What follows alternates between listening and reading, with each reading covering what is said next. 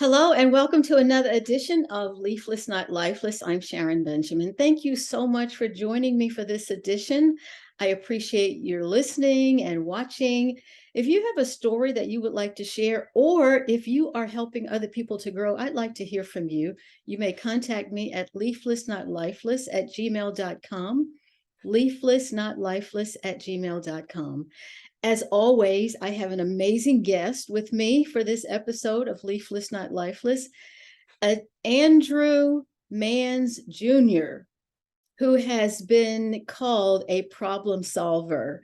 Now, Andrew has done a lot, and he has an amazing resume, but he had some situations where he had to grow and develop, but he has come to the place where he is actually pouring into so many others' lives and helping them to grow. He has the potential to see their ability and help them. Andrew, thank you for joining me on this edition of Leafless, Not Lifeless.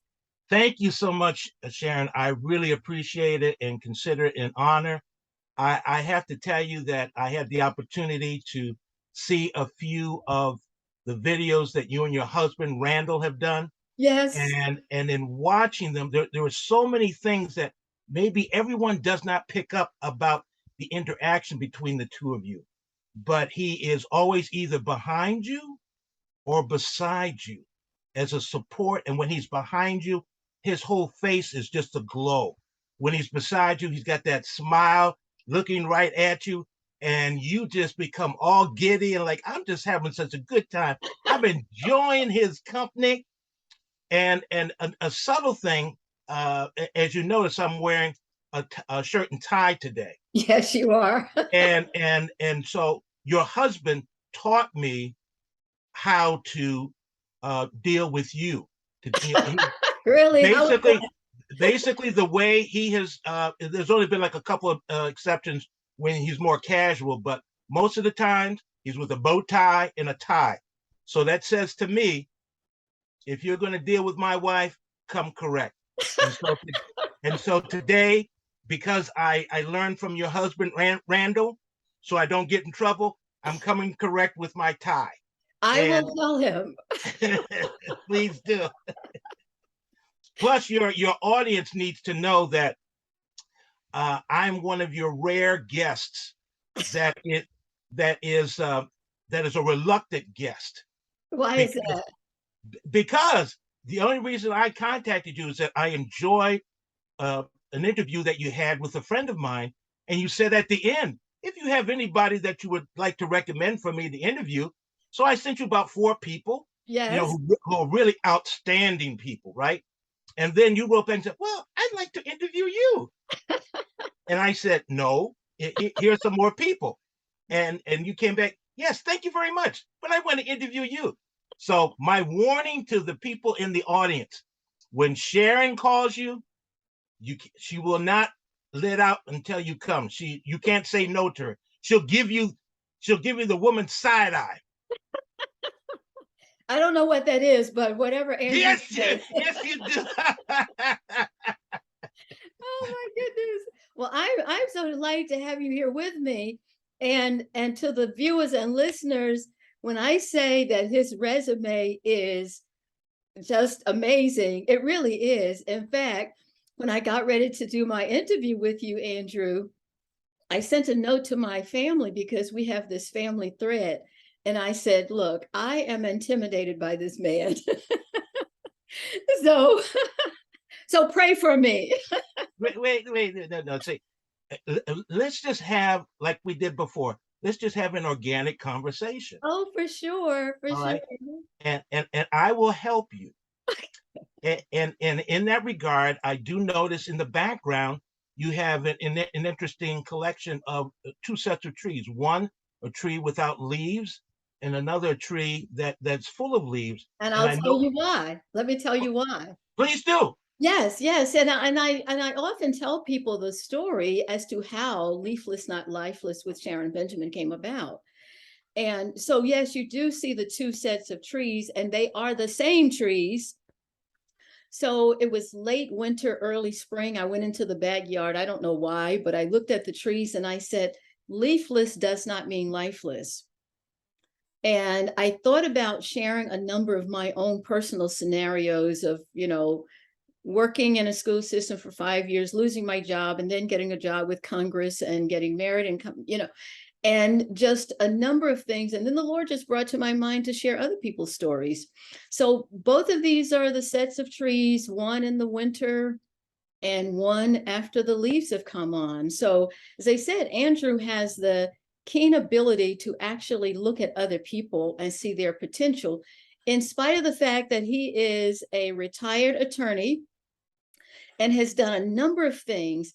Andrew, even from his early life, there are stories there. So Andrew, we're going to talk a little bit about that so that people can see that you really do care about people. So let's start with you. You were raised by a single mom. What impact did that have on your life? Yes, let me just clarify. My mom is originally from Culpeper, Virginia, and she's old school. So she got married before she had children, and we, the three of us, were the results of that marriage. And things did not work out for a host of reasons, and my parents divorced. So that's how she became a single mom. So there's a slight a difference there. But my mom, I could go on for half an hour talking about my mom. As a matter of fact, when I do seminars, before I do the seminars, I do a tribute to her, because I am where I am today because of her, because of a Black mother.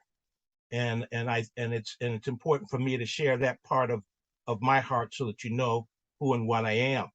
But I just want to just take a moment. This concept of leafless, but not lifeless, and I do appreciate the analogy because there's a story attached to that when you share it. But let me just say, and there's an old broadcaster who used to say, that's not all the story. So let me just offer another side to the story of trees, and that is, did you know that trees help one another through what I call the wood wide web? When you walk in the forest, there's an underground network beneath our feet. Parent trees nourish their saplings, nourish them through roots.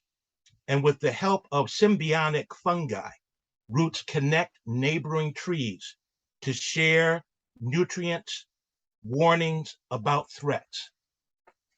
And so that's what my family was like. That's what my mother encouraged, which was building relationships, about family.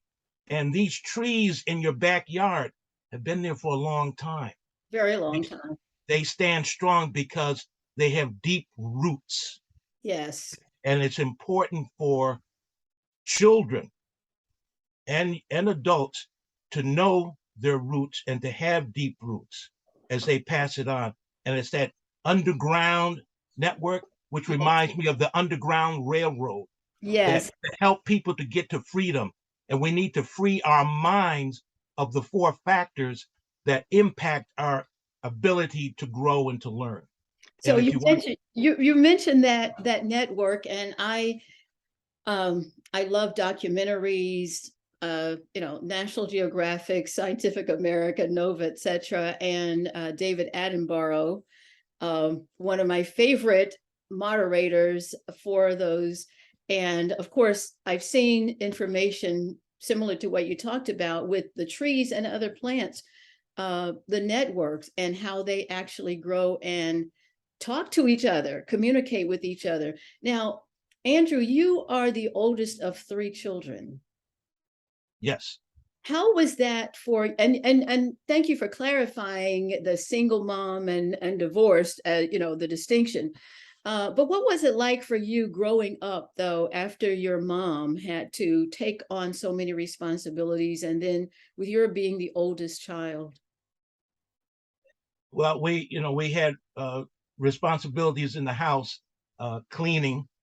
We all did it reluctantly and at the last minute, which was not a good thing because when we didn't do what we were supposed to do, my mother would apply the Board of Education to our seat of knowledge. I understand. And but I am better for it. And I didn't understand the things that she taught me when I was living with her. But when I went off to college and saw how the other students who were privileged lived, and I called her up, I said, Mom, they're not clean. They don't know how to do stuff. And so I let her know how much I appreciated how she raised us. There is a show, a very old show, if I remember correctly, titled The Father Knows Best, I think. Yes. Well, we know mothers know best. In your case, that was great. And a lot of the nurturing, you talked about the nurturing, so it's obvious that you received a lot of that. Now, going off to college, you got a full scholarship to Syracuse. No, it wasn't quite a full scholarship. Wasn't a full one? No. I wasn't one of those brainiacs I was, my position in high school in the graduating class allowed the top 10% to exist. But I did have like a partial scholarship, and I think after my first year, I worked for the summer, and the money I earned that applied to my second year. And then because I was thinking about that in my second year, I hustled. I did jobs for professors, cleaning their house, cleaning windows, anything I could for walking around money. And then ultimately in the summer of my second year, I was able to secure employment in law enforcement for a few years. And that helped out tremendously. So was that, so you got an engineering degree? High school. High school. Electrical engineering. It was Hutchinson Central Technical High School, plug for the Yes. And then you went to, what was your degree at Syracuse? Syracuse, I went into the engineering program, and physics, chemistry, and calculus kicked my butt. My brain just didn't function that way. Some people do. And so I ultimately switched over to and graduated from the African American Studies Department. I was part of a team of people that helped design that department, and I was their first graduate in 1973. And you went to, where'd you get your law degree? Law degree from Rutgers, Newark. I got the law degree, but I also got a master's from Syracuse in their Maxwell School of Citizenship and Public Affairs. So tell us about your work as an attorney. Okay, I started as an intern with the Public Defender's Office in Newark, and they said, we will hire you for the summer, but that's it. I said, that's fine. I'll be able to pay my rent for the summer, and I'll worry about the rest. And so they gave me some serious legal work to do when I first hit. They said, serious? It sounds like there's something with that word.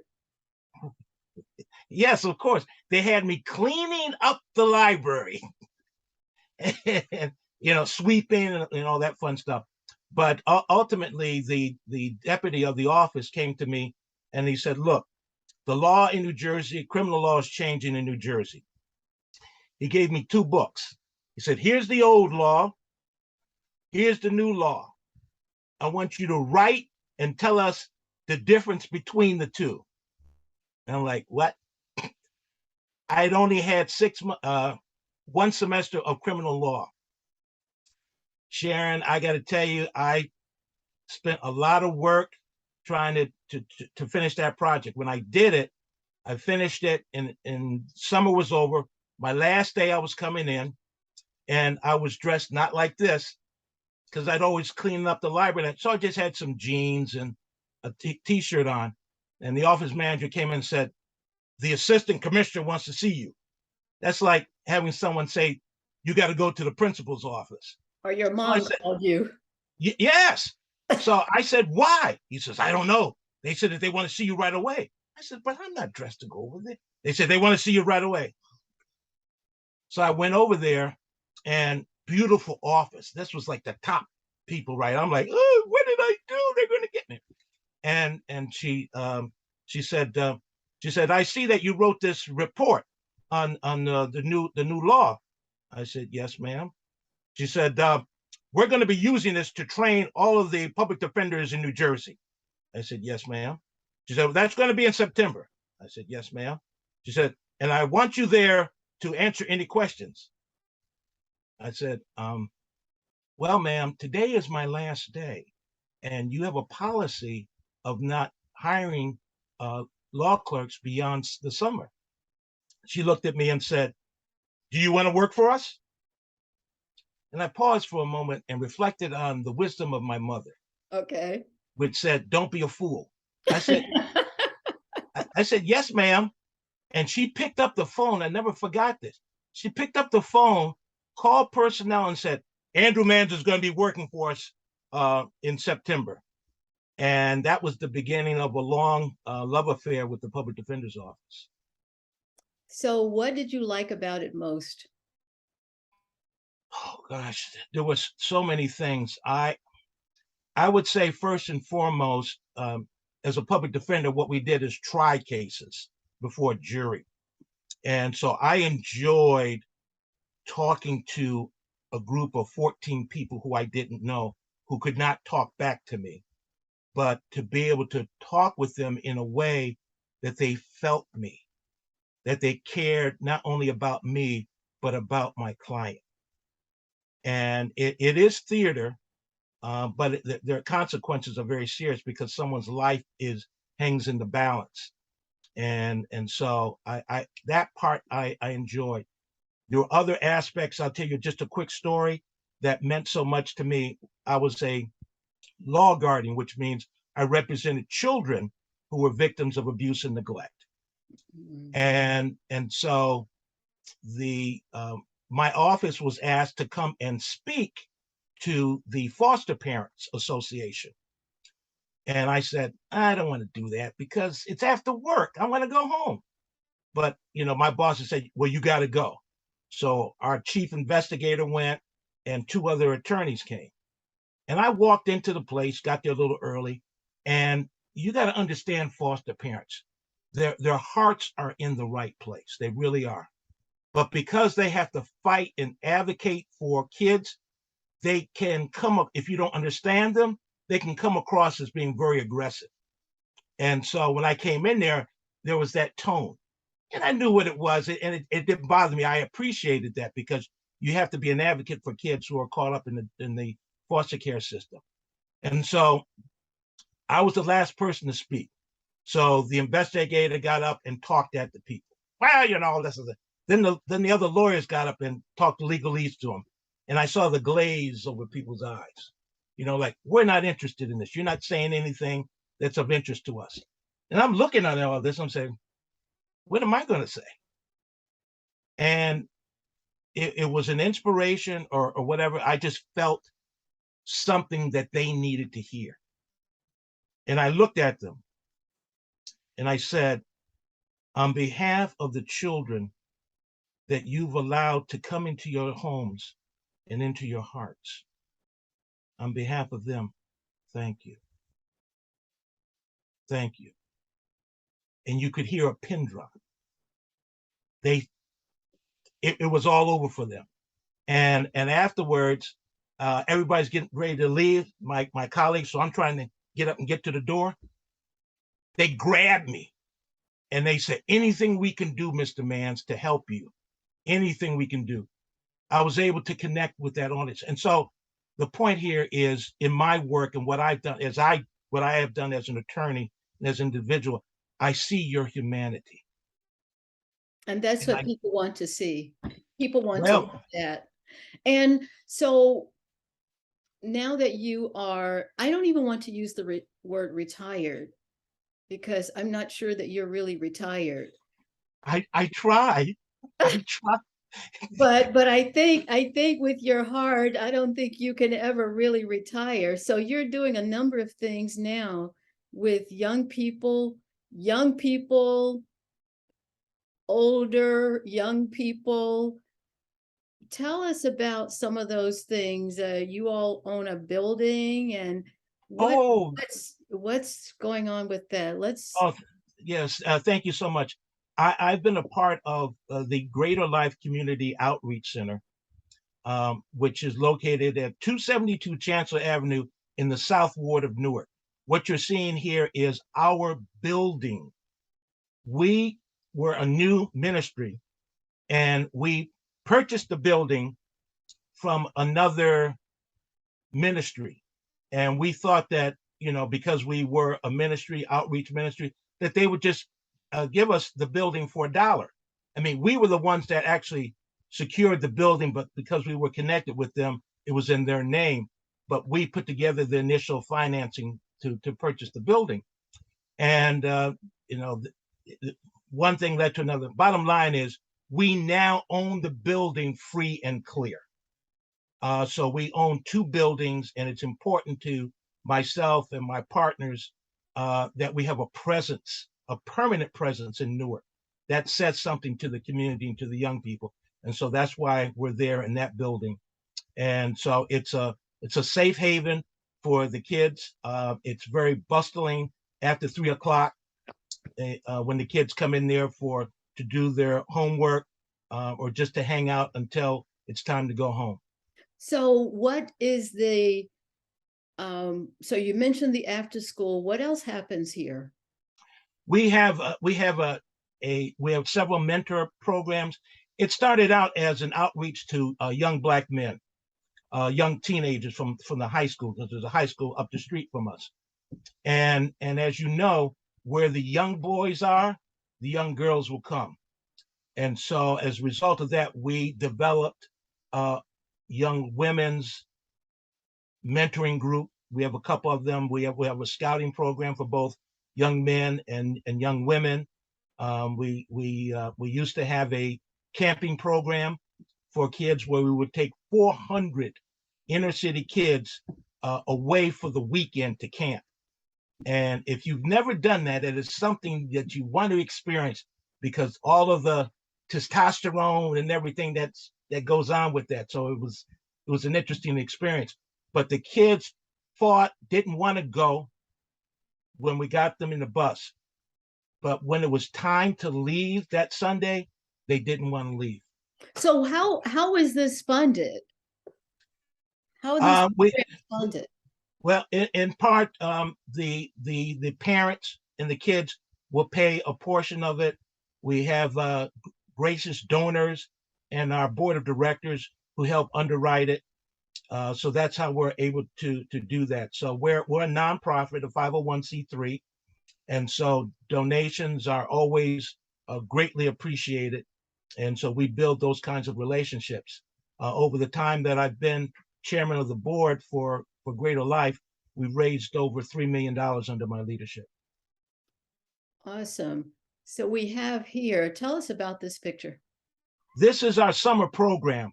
And as you can see, there's a wide range of ages, but mixed into the group are our high school leaders as well as our college leaders. So we're teaching leadership skills and giving young people that kind of experience so that when they can put this on their resume, that helps them to move forward in their respective careers.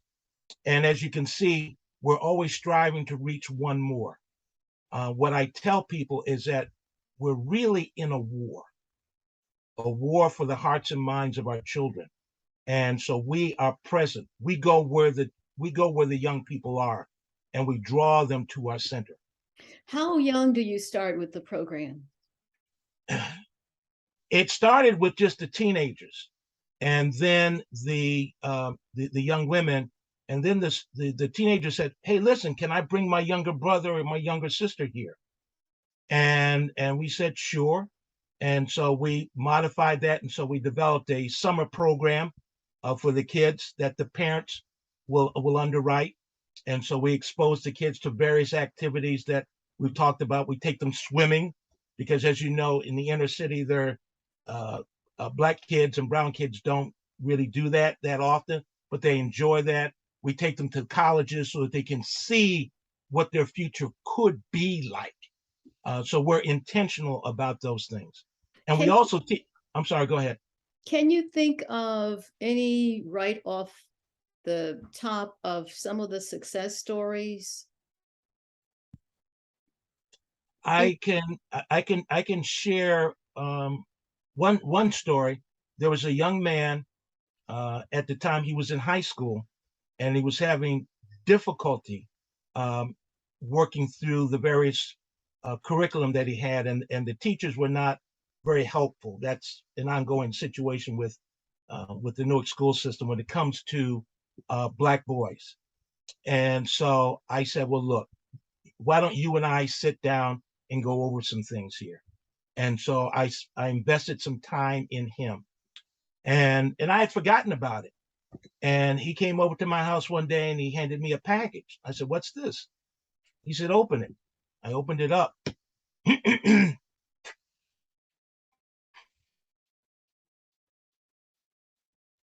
it it was his high school diploma. Mm, So the work is real, yes. impacting lives. We don't always win, but the point is to be there. Um, Let me ask you a question. How do children spell love? That's a good question. And what's your answer? Being there, supporting them, showing them that you care. Did I pass the test? Well, the question was, how do children spell love? Ah, They spell love Time. well, I think that's synonymous to my answer. But you're right. You're right. You're exactly right. And I think people have to understand that even uh, because children always want to know that you're there. They always want to know that you're there. And I remember when our sons were young and I was a stay-at-home mom, and I look back now at at the time, people can think, or parents can think, or you're missing out on something. But when I look now at our children who are in their 30s, I never missed anything, and neither did they. They would have missed that love, actually, had I gone a different route. So that's really important. And viewers and listeners, as I said, Andrew actually has the potential to look at these young people and see that they have great potential, and actually pours into them and gives them the love, the time. We have more things here, more about this, Andrew, some more of the young people. I can see here that there are various age groups. Yes.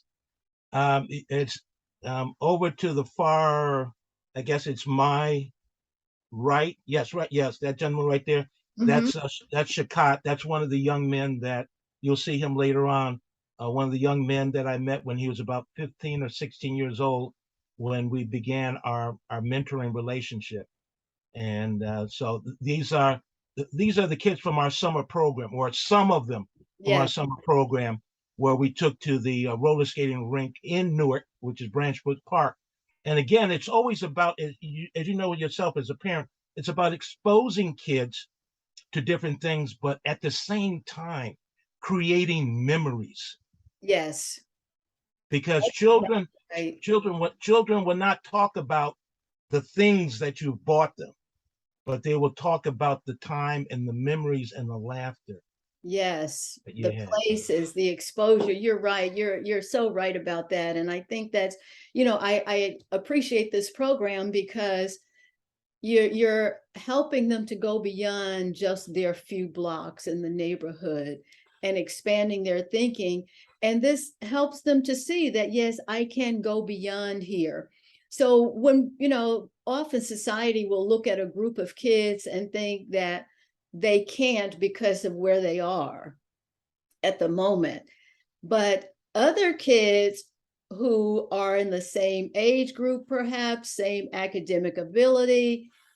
They only do some of the more of because they have had more exposure. So it's awesome that your program is doing this. And what is this young man doing? He is delivering food. At our center, we have a food pantry, and that came about when there was a terrible uh, hurricane that really devastated large parts of New Jersey. And so, out of that need, we built some relationships with food suppliers. And so now we have a permanent food pantry, and this young man is delivering food to a family in need. And so, not only do we have a place for the young people to come to save space, but we also teach them the value and importance of what I call giver's gain. That is, to when you give back to another, you don't necessarily expect to get something in return, but in the way you do, because people say you're always giving, you're not receiving. But in that giving, your cup may be emptied, but the next day it is full again. And besides that, you're right. It builds up something in you. It builds up gratitude. It builds up the sense of, as this says here, loving your neighbor. And who is your neighbor? The person who needs. And Exactly. not expecting anything back. I love this program that you all are doing. Tell us about this group. They look This, pretty happy here.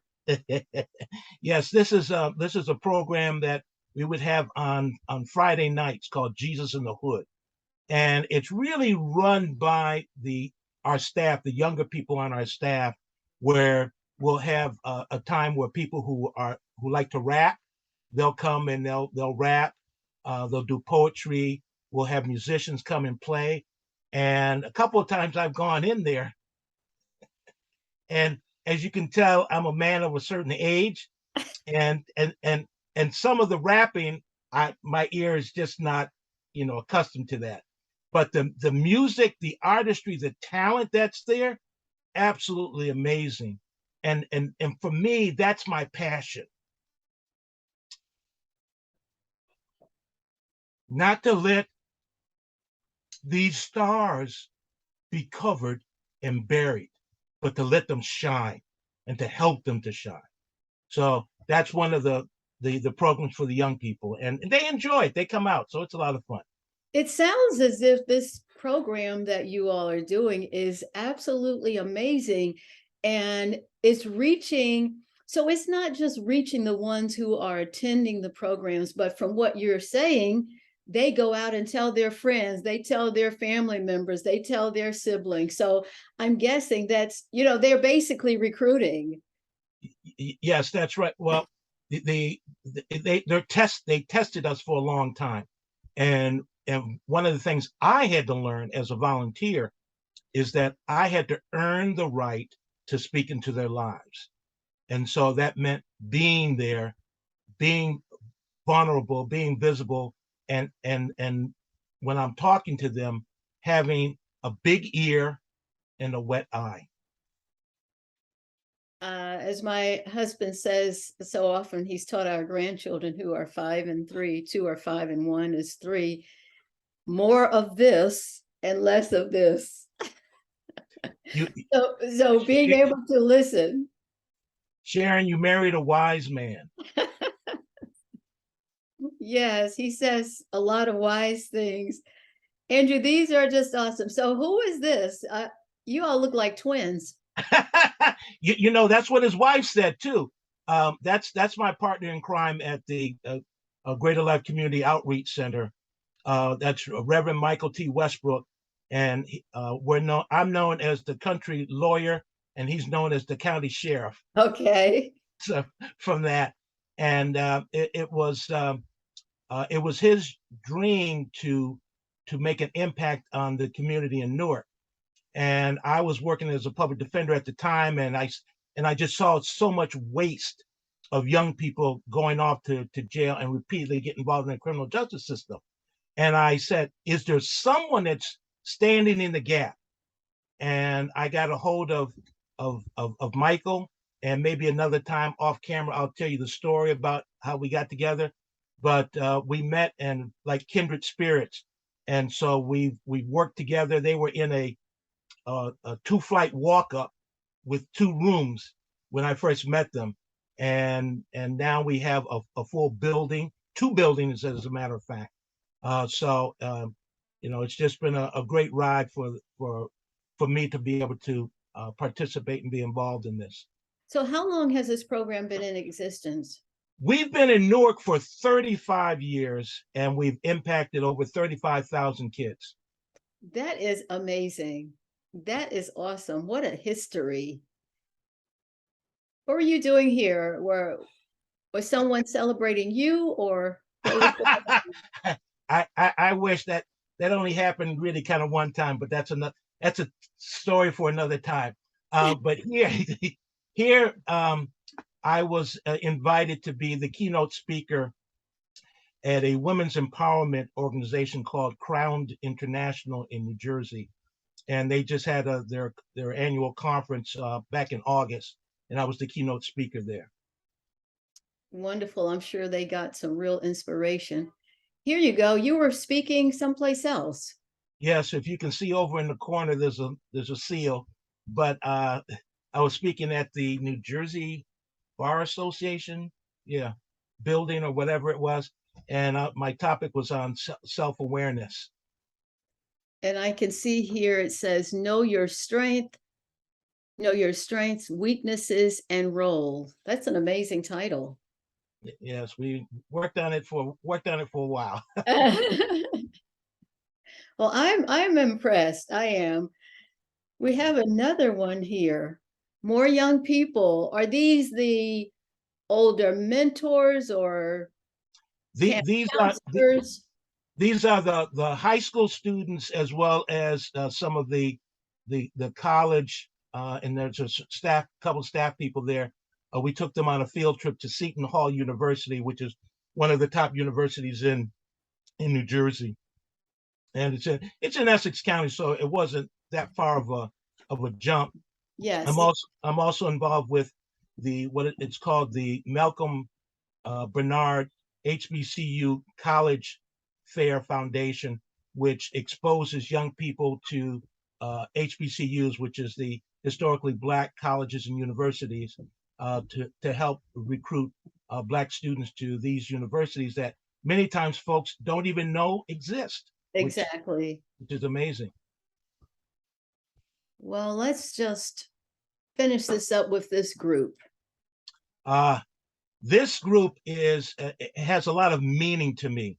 If you see the young men here, this was taken at our community center, and each and every one of these young men who are now adults, they're in their 30s now, but were part of my original mentoring group. And this picture is important to me because they're here with their children. And these young men are present and involved and guiding their children. So their children will not have what's known as the father wound, because these young men had someone that poured into their lives, and now they know how to pour into their children's lives. So we're seeking to break that generational curse. That's amazing. I am so impressed with this. Well, viewers and listeners, I told you Andrew's resume is amazing, and we only scratched the surface. But as you can see, he really does look at people and see their potential and pour into them and give the time. Andrew, thank you so much. This is awesome. I'm impressed with the program. I appreciate what you're doing with the young men. As you know, we have 3 sons, and I think it's really important for people to know that not all Black men are in prison. There are Black men who are taking responsibility, who are taking care of their children, who are carrying diaper bags, who are doing all of those things to help their children grow and develop. So thank you so much for helping others who, to some people, may appear to be leafless, but they are not lifeless. and you are able to see that, and you're actually helping them to grow. So thank you so much. Well, thank you, Sharon. I really appreciate you allowing me to share this platform with you, and to share my vision and my passion for rebuilding, restoring, and reimagining Black America, beginning in the city of Newark, New Jersey. And again, my kudos to Randall for allowing me to borrow you for these few minutes, and I will respect the few minutes so that he can go back to chasing you around the house again. Listen, Andrew, I'd like for people to be able to get in touch with you. Oh, okay. Well, they can get in touch with me on LinkedIn, Andrew Mans Jr. And I'm on Twitter, but most people it's a little bit easier with respect to LinkedIn. It's a more professional group, and there are other resources that I can connect people with if they're interested, and if they want to know more about what we're doing in the city of Newark. I'd be glad to have a Zoom conversation with them. I'm an old radio buff, so this format is I'm very comfortable in this format. And they can also support financially. Oh yes. So how could they do that? I guess get in touch with you as well, and you can give them information, or what's. Absolutely, they can go to our website, but have them get in touch with me first, Yes, and we can have a conversation that way. that's great. Again, thank you, Andrew. And thank you, viewers and listeners, for being with me on this edition of Leafless, Not Lifeless with Sharon Benjamin. Perhaps you have a story. Perhaps you'd like to share one about how you are helping others to grow and develop. I'd love to hear from you. Leaflessnotlifeless@gmail.com. Leaflessnotlifeless@gmail.com. Thanks again for watching and listening, and I will see you for the next edition of Leafless, Not Lifeless.